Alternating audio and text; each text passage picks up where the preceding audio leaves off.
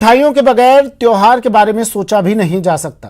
होली पर भी रंग बिरंगी मिठाइयाँ खाने खिलाने का चलन है, लेकिन कई बार ये आकर्षक मिठाइयाँ आपकी इम्यूनिटी को प्रभावित कर सकती हैं। मिठाइयों में किस प्रकार की मिलावट होती है और कैसे इसकी जांच की जा सकती है, बता रहे हैं हमारे संवाददाता सौरभ गृहस्थी।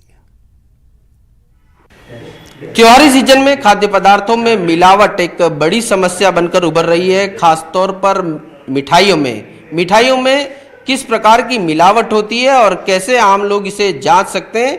इस वक्त हम जयपुर की सेंट्रल फूड लैब में हैं और ये बताने की कोशिश करेंगे कि तरह तरह की मिठाइयों में किस प्रकार की मिलावट की जाती है। इस वक्त महेंद्र जी हमारे साथ मौजूद हैं। महेंद्र जी, ये बताएं कि सबसे पहले हम मावे में मिलावट जानना चाहें तो किस प्रकार की इसमें मिलावट होती है और आम लोग इसे कैसे जांच सकते हैं। हाँ सर, मावे में आजकल बहुत ज़्यादा मिलावट होती है। जनरली स्टार्च की कर देते हैं, यूरिया कर देते हैं, डिटर्जेंट कर देते हैं और भी तरह तरह की कलर्स की भी मिलावट कर देते हैं, शुगर की मिलावट कर देते हैं वजन बढ़ाने के हिसाब से। तो मैं आपको मावे में एडल्ट्रेशन करके बताता हूँ। जैसे ये अभी हमारे पास प्योर मावा है, इसके साथ हमें एडल्ट्रेशन भी पाई गई है, वो भी आपको करके बताऊँगा। तो सबसे पहले हम स्टार्च करके दिखाता हूँ आपको इसमें। तो इस मावे के सैंपल का 5 ml सैंपल ले लिया, उसमें 2-4 ड्रॉप टिंचर आयोडीन डालोगे, जो आपके घर पे भी उपलब्ध हो सकती है। Tincture iodine? जी जी सर। तो ये वॉयलेट कलर का बैंगनी कलर वो दिखेगा हमें। अच्छा। तो हम जनरली इसमें डिटेक्ट कर लेंगे। जिसमें बैंगनी कलर आए इसका मतलब इसमें स्टार्च की मिलावट है। अच्छा, यानी आम लोग जो है वो ये देखिए सर, ये बैंगनी कलर आसानी से पकड़ सकते हैं हम, अगर किसी में मावे में या दूध में किसी में मिलावट हो चाहिए इसकी। अच्छा, यानी आम लोग मावे में टिंचर आयोडीन अगर मिलाते हैं और अगर इसका कलर बैंगनी हो जाता है, इसका मतलब इसमें स्टार्च की मिलावट की गई है। अब आप बताएं, ये केसर बर्फी है, केसर बर्फी में कैसे जो है वो जांचेंगे कि इसमें किस प्रकार की मिलावट है। जैसे सर, मैं आपको केसर बर्फी का सैंपल दिखाता हूँ। इसमें जनरली न्यूट्रलाइजर की मिलावट की गई है। न्यूट्रलाइजर को जनरली अपन सोडा ही बोल सकते हैं, आम भाषा में अलग अलग कैटेगरीज हैं डिटर्जेंट इसके। तो अगर किसी भी प्रकार का कार्बोनेट या बाइकार्बोनेट इसने मिला दिया तो हम इसमें पकड़ सकते हैं। जैसे ये इसका सैंपल लिया, 5 ml अल्कोहल मिलाया और उसमें रोजेलिक एसिड करके दिखाइए कैसे। जी सर, जी सर, जी। अगर ये 5 ml हम सैंपल ले लेते हैं, इसमें इतने ही मात्रा में अल्कोहल लेंगे।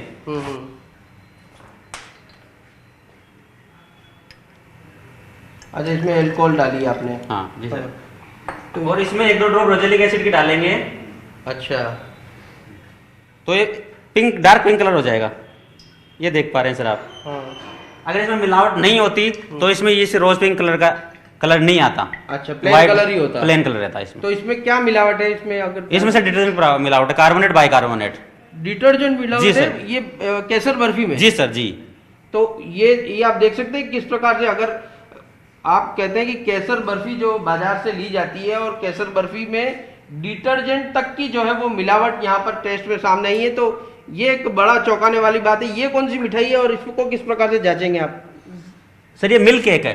अच्छा, मिल्क केक जो बाजार में इन दिनों ज्यादा लोग पसंद करते हैं। मिल्क केक जो आलूरी मिठाई के नाम से जानता है। इसमें हम यूरिया की जांच करके बताएंगे। अच्छा, इसमें यूरिया मिलावट होती है, कैसे जांचेंगे आप बताइए। सर ये इसमें भी वही सेम कैटेगरी प्रोसीजर है। 5 ml सैंपल लिया और डीएमए भी पैराडाइमथाइल एमिनो बेंजोइलेटेड एक केमिकल है जो जनरली मार्केट में अवेलेबल है, लेकिन शायद आम पब्लिक को न मिल पाए, लेकिन ये लैब में अच्छी तरह आराम से जांचा जाता है। इसमें जैसे 5 ml सैंपल लिया और 5 ml ही डीएमए भी डाला तो एकदम येलोइश कलर आ जाएगा। ये 5 ml मैंने सैंपल ले लिया है सर। और इसमें आप ये डाल रहे हैं डीएमए भी, डाइमेथाइल एमिनो बेंजोइल्डिहाइड। अच्छा, ये देख भाई सर, इसको थोड़ा सेक करेंगे। तो ये देखिए सर, इतना येलोइश कलर आएगा। अगर इसमें यूरिया मिलावट नहीं होती तो जनरली ऐसा कलर रहता।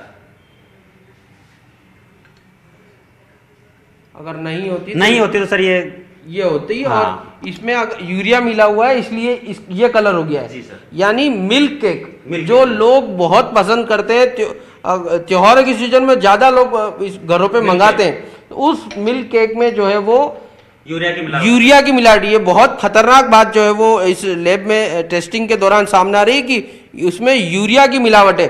अभी ये भी देखने को मिल रहा है कि दूध में भी लोग काफी मिलावट करने लगे हैं, दूध तेल से बनाने लग गए हैं, वो ऑयल से बनाने लग गए हैं, डिटर्जेंट से बनाने लग गए, वो क्या किस प्रकार जी से? सर, वो ही सेम मिल्क और मिल्क प्रोडक्ट होता है, उसमें सेम ही टेस्ट होते हैं। जनरली दूध में ज्यादा मिलावट की जाती है। ये अगर दूध में मिलावट होगी तो मावा, खोया, मावा मिठाई सब में ये मिलावट आती जाएगी। अच्छा, तो मिल्क में भी शुगर की मिलावट कर सकते हैं, खोया में भी शुगर की मिलावट कर सकते हैं, मिल्क में इसकी यूरिया की, डिटर्जेंट की। मिल्क के पहले अपन मिल्क में देखना की कोशिश कर रहे हैं, दूध में किस प्रकार की मिलावट होती है, कैसे जांचेंगे आप बताएं। जी सर, जैसे दूध में सब जनरली हम सबसे पहले इसकी डेंसिटी, पानी की मिलावट देख लेते हैं, उसके बाद हम इसमें फैट देख लेते हैं, फैट के बाद स्टार्च, शुगर, यूरिया, कार्बोहाइड्रेट, इस तरह के 18-20 पैरामीटर हैं जो हम लैब में जांच करते हैं। अच्छा, दूध में 18 प्रकार की मिलावट की जांच होती है। हाँ जी जी सर। जी, अच्छा, अगर पौंड वाटर मिलाया हुआ है, किसी में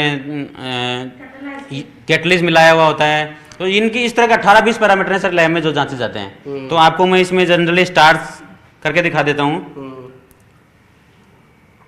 अगर स्टार्च की मिलावट नहीं होगी तो सर इसमें कोई टेस्ट नहीं देगा, ये बैंगनी कलर नहीं आएगा इसमें। अगर अच्छा पहले स्टार्च चेक कर रहे हैं जी अपन। सर। और इसमें यही वो यही डालना है आपको, टिंचराइड सर। डालेंगे तो क्या कलर हो जाएगा इसका? सर इसका कोई कलर नहीं आएगा, इसका जैसे जो टिंचराइड में हल्का सा क्रीमिश कलर हो जाएगा। अगर इसमें पॉजिटिव हुआ तो अभी क्या तो जाएगा? बैंगनी कलर आएगा इसमें सर। ये? इसमें सर मिलावट नहीं पाई गई। अभी अच्छा। मिलावट वाला दिखाता हूँ आपको सर, अच्छा, जो मिलावटी दूध भी है हमारे पास यहाँ पे। सर मिलावटी दूध में हमारे यहाँ पे न्यूट्रलाइजर की मिलावट पाई गई है। इसमें वही 5 ml सैंपल लेंगे सर, 5 ml अल्कोहल डालेंगे और रोजेलिक एसिड 1-2 ड्रॉप डालेंगे तो डार्क पिंक कलर आ जाएगा सर। अच्छा,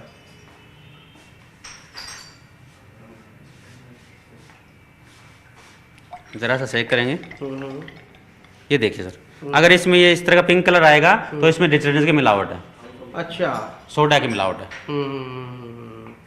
अच्छा, ऑरेंज, ये इसमें डिटर्जेंट से तैयार किया हुआ ये दूध है। जी सर, जी। अच्छा अच्छा अच्छा अच्छा, जी सर। वही है और मिल्क भी वही है। जी सर, जी सर। सेम मिलावट होती है मावे में और मिल्क में। मावे और मिल्क में सेम मिलावट होती जी सर, है। सेम मिलावट। अच्छा अच्छा अच्छा ये मिल्क से बने अच्छा। और अब जैसे घी के बारे में भी बहुत बात सामने आ रही है कि घी में भी मिलावट आजकल शुरू हो गई जी है। सर। घी में किस प्रकार की मिलावट होती है? घी में भी स्टार्च होता है। सर घी में जनरली सस्ते तेलों की मिलावट होती है, हाइड्रोजनेटेड जो तेल होते हैं उसकी मिलावट कर दी जाती है। तो जनरली हम घर पे भी इसको तो पकड़ सकते हैं। अगर 5 ml सैंपल लिया, 5 ml HCl डाला और परफ्यूरिल्डिहाइड अगर डालते हैं तो पिंक कलर आ जाएगा, तो इसका मतलब इसमें हाइड्रोजनेटेड कोई भी तेल मिलावट है। आप हाइड्रोजन करके दिखाई ना कैसे घी, क्योंकि हम देखिए ये जो आप केमिकल की बात कर रहे हैं ये लोग घरों में आमतौर पर होते नहीं है, इसलिए लोग जो है वो टेस्ट नहीं कर पाते हैं। तो आप बताएं कि जो आपके पास सैंपल है उसमें किस प्रकार की मिलावट जो है वो की गई है? इसमें वनस्पति की मिलावट की गई है।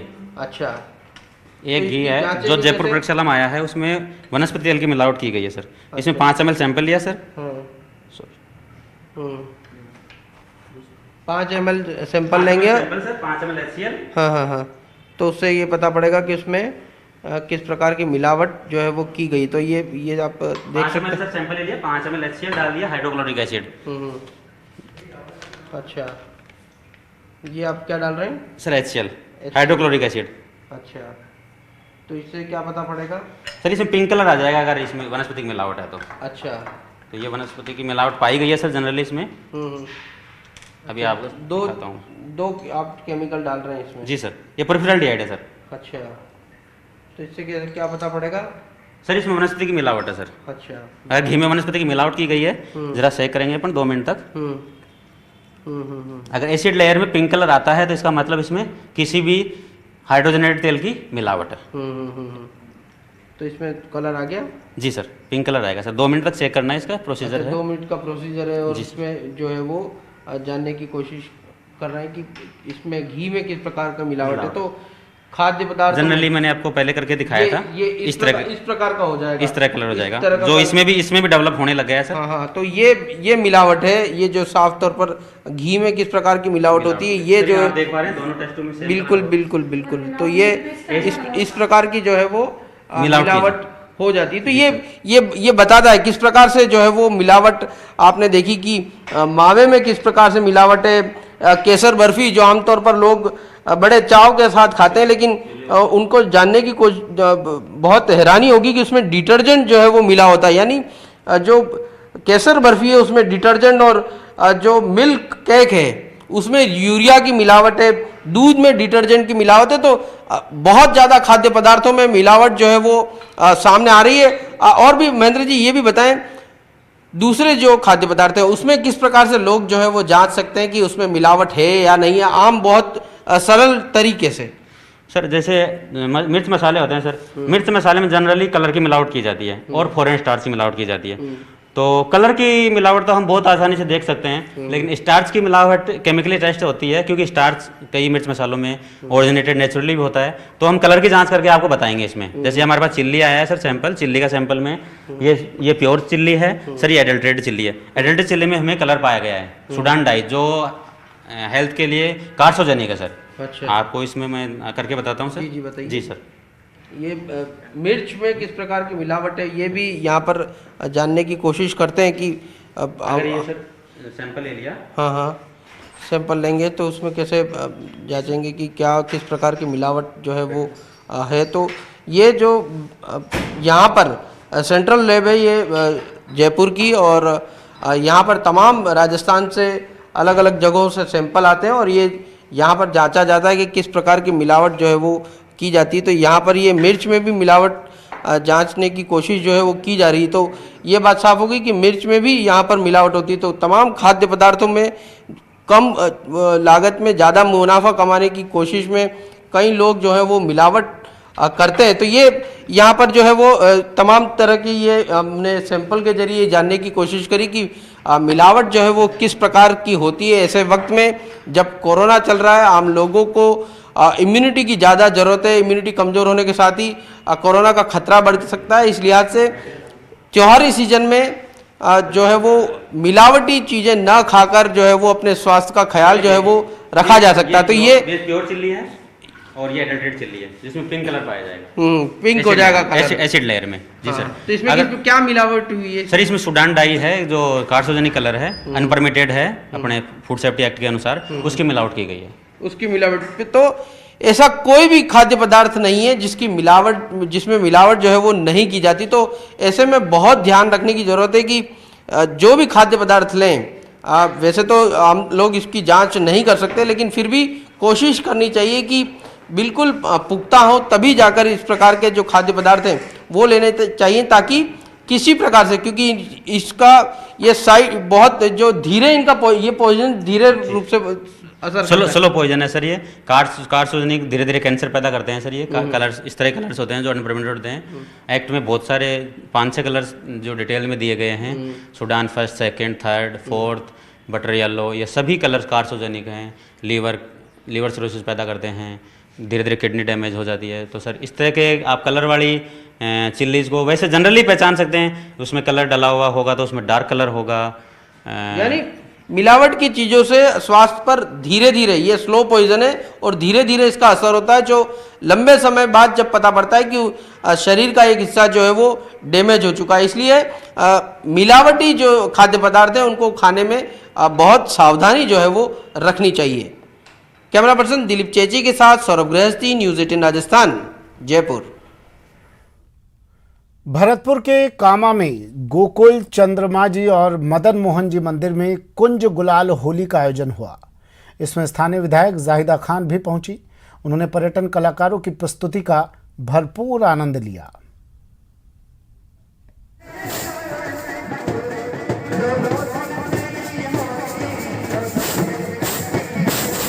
ये होली का जश्न है, रंगों से शराब और गीत और संगीत से भरपूर। ये तस्वीरें भरतपुर के कामा में ब्रिज होली के दौरान की हैं, जहां गोकुल चंद्रमा जी और मदन मोहन जी मंदिर में कुंज गुलाल होली का आयोजन किया गया।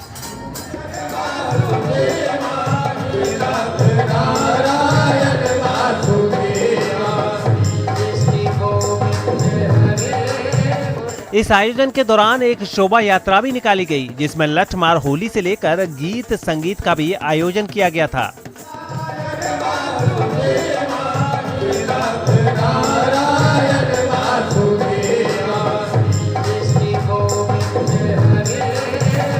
नमस्कार। जिला प्रशासन और पर्यटन विभाग के संयुक्त तत्वाधान में ब्रज होली महोत्सव का आयोजन किया जा रहा है। इसी क्रम में कल गणेश पूजन से इस कार्यक्रम का शुभारंभ हुआ था। शाम को महाआरती हुई थी कामा में और आज विभिन्न प्रकार के मंदिरों में गुलाल का और जैसे लड्डू से, दही से, लठमार होली इस तरह का आयोजन किए जा रहे हैं। और भरतपुर में होली नजदीक आने के साथ ही खाटू श्याम जी के दरबार में भक्तों के पहुंचने का सिलसिला शुरू हो गया है। जगह जगह खाटू श्याम जी के जागरण आयोजित करवाए जा रहे हैं। गांधी पार्क के खाटू श्याम मंदिर में भी जागरण आयोजित किया गया, जहां यूपी और राजस्थान के कलाकारों ने भजनों और लोकगीतों की प्रस्तुति से समा बांध दिया।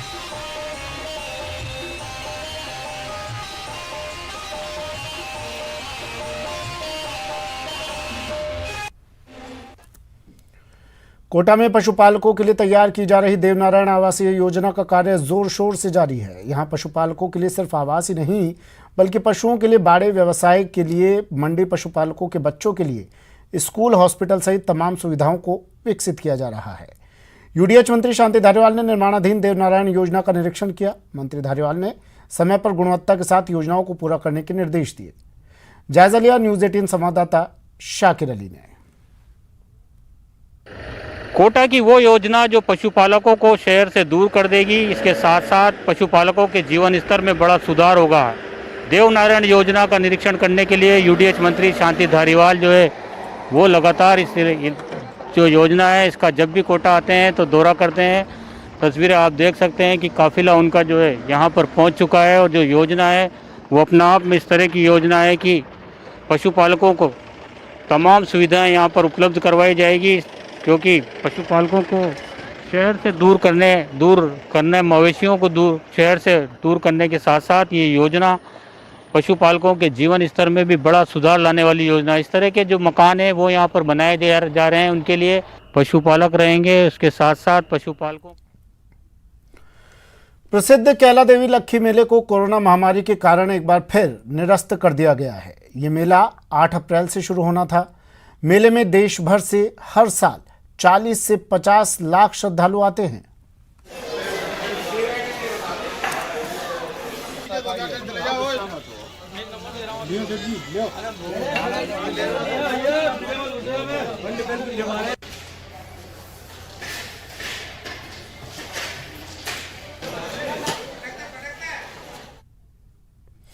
फिलहाल इतना ही, दीजिए इजाजत, नमस्कार।